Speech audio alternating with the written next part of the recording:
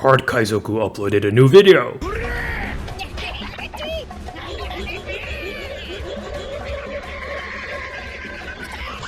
Video. Card Kaizoku. This video is sponsored by gumgum.gg. Discover the latest OP10 deck list on gumgum.gg, updated daily. Be the first to see decks for new leaders as they emerge. With over 1000 deck lists per set, gumgum.gg has all the top strategies as soon as they drop. This video is sponsored by Card Market, Europe's largest online marketplace for trading card games. OP11 cards have been starting to get revealed in Japan. Yes, it's kinda uncool that OP11 spoilers are coming out before OP10 has even released for us. I still think the biggest pain point in this game is this disjointed release schedule between the English and the Japanese version, but I digress. I usually will wait for a little bit until more cards are revealed for a set before doing a video on it, but this card that they revealed, I do think I have to talk about it ASAP. It is insane. This could just be outright proof of power creep before our very eyes. Yeah, I hope that whetted your appetite. So let's take a look at the card. So it is a new Luffy leader, blue-purple Luffy, 6000 power and 3 life, so it's kind of like the red-purple Luffy, right? Same stat line, same life total. But let's see what sets him apart from red-purple Luffy. So he is a Straw Hat Crew type leader, and then his leader ability reads, you may activate this effect at the start of your turn. If you have 8 or more Dawn cards, look at the top 5 cards of your deck, reveal up to 1 Straw Hat Crew type card, and then add it to your hand. Then place the remaining cards at the top or bottom of your deck in any order.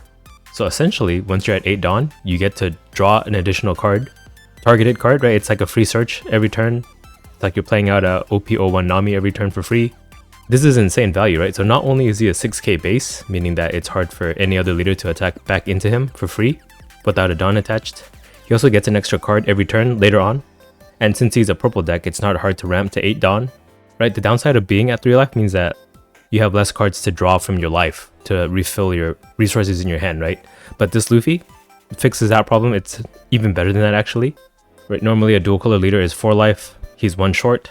On your 4th turn, you'll have the prerequisites met to draw an extra card a turn that patches up the disadvantage of being a 3 life leader, right? You're getting extra cards, and then every turn after that, you're getting an additional card that every other 4 life leader doesn't get anyway. So yeah, it's insane value for this kind of leader effect. So we already established that the leader is bonkers by itself. Now we'll have to judge the color of the leader, blue and purple, see if there's good enough support for this leader to be like best deck in format, which I kind of think he might be. So I also want to discuss how his leader ability actually works like on a technical level. So here are the phases of a turn. It's the refresh phase where you untap all of your Dawn cards and make all of your cards active again unless otherwise stated that they can't. Then your draw phase, this is where you draw a card, add to your hand. Then your Dawn phase, you put 2 cards from your Dawn deck to your Dawn field if you can. And then main phase and then end phase. So how it works with this leader ability is that we actually draw before we ramp for the turn. So on the turn that we hit 8 Dawn, we don't actually get to use the leader ability yet. It's when we're already at 8. So it's the turn after, when we're at 10 Dawn. So do take that into account. And then yeah, once we're at 10 Dawn, since we meet that 8 Dawn requirement on our draw phase, that's when we can look at the top 5 and draw an additional card for the turn.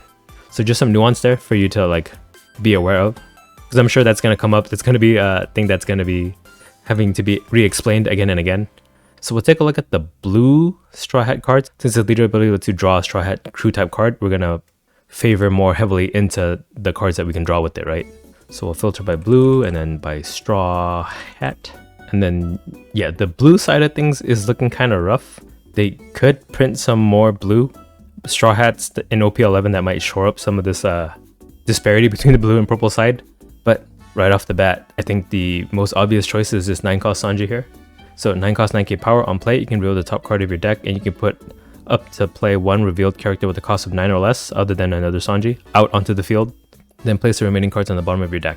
So basically, yeah, since our leader ability lets us put the 5 cards that we searched either back on top or bottom, you can rearrange the top of your deck to play out this Sanji, right? It's similar to the red blue Marco, except Marco only lets you look at the top 1 but lets you put a card in your hand back on top.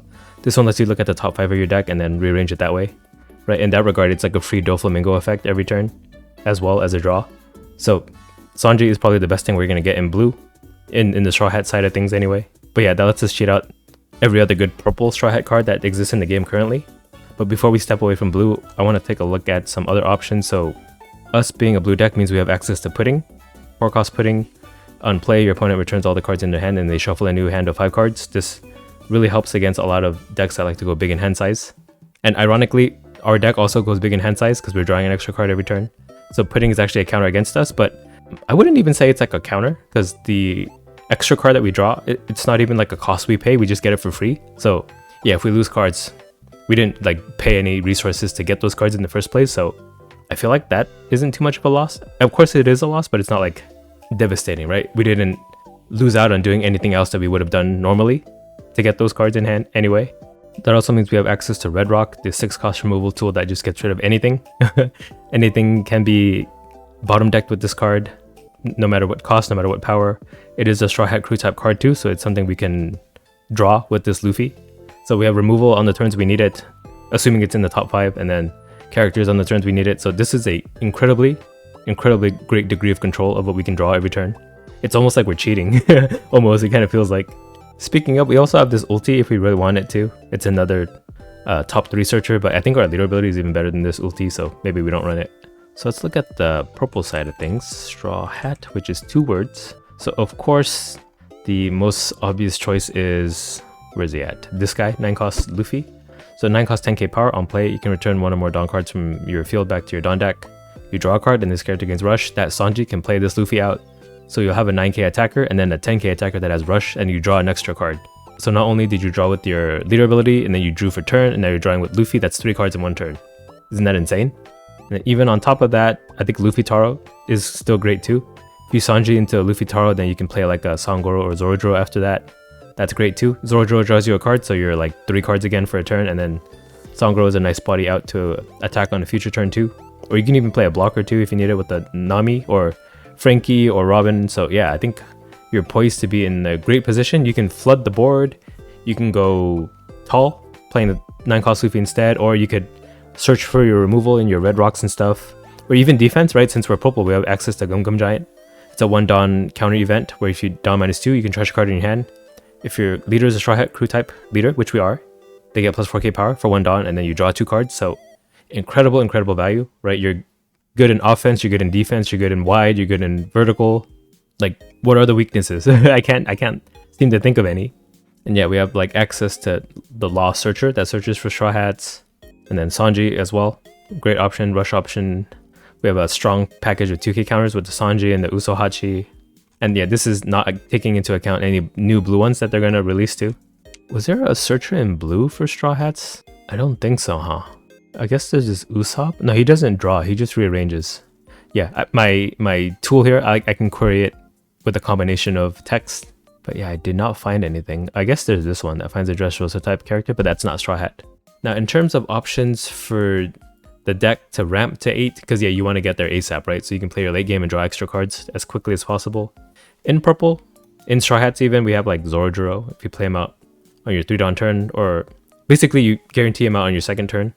When he attacks, if you have 3 or less life, which we do naturally without any damage needing to be taken to get us to 3 life, we ramp a Dawn as active even. We can use the Dawn for the turn. There's also a new Frankie character coming out in EB02. So on play and when attacking, if your leader has a Straw Hat Crew type and then the number of Dawn cards on your board is equal to or less than your opponent's, you can set up to 1 Dawn card from your Dawn deck as rested. Not as flexible as the Zorojuro because you'd have to be equal to your opponent, so it can't be something that you use to ramp for a 2nd time in the turn. But it is 3 Dawn, so you guarantee that on your 2nd turn, just like Zorojuro is.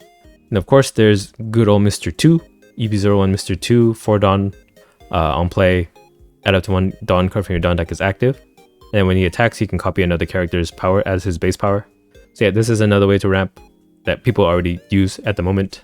In fact, let me look up if there's any more. Add Dawn from your Dawn. Yeah, that gives me everything I want. So we have Basil Hawkins, probably not going to run him. We have Ulti and then Sasaki, probably not going to run these. I mean, Miss All Sunday works, but she's not a Straw Hat.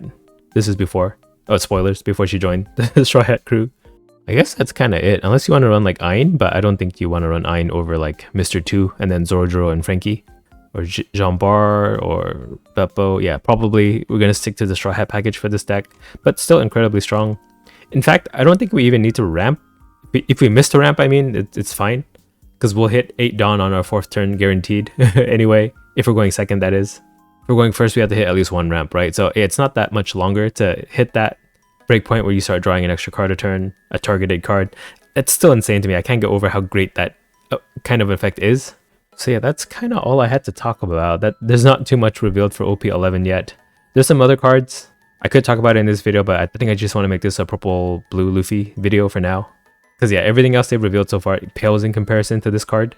I really do think this is going to be like the best Tekken format. I don't know, maybe OP11 super power creeps everything else too, and all the other leaders they reveal is going to be just as strong as this one. But so far the Shirahoshi doesn't look as great. But yeah, I'm definitely excited for this card. It's going to definitely warp the meta.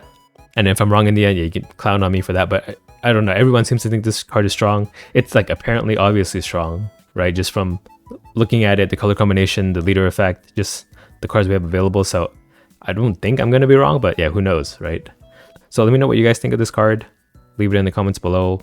Subscribe if you're not already subscribed. I have a bunch of deck breakdowns and like other gameplay videos and like meta tier list videos and like market data analysis videos too. So yeah, check out my channel for a variety of different stuff if you're interested in the game. And yeah, thanks for watching. Bye. Card D Kaizoku.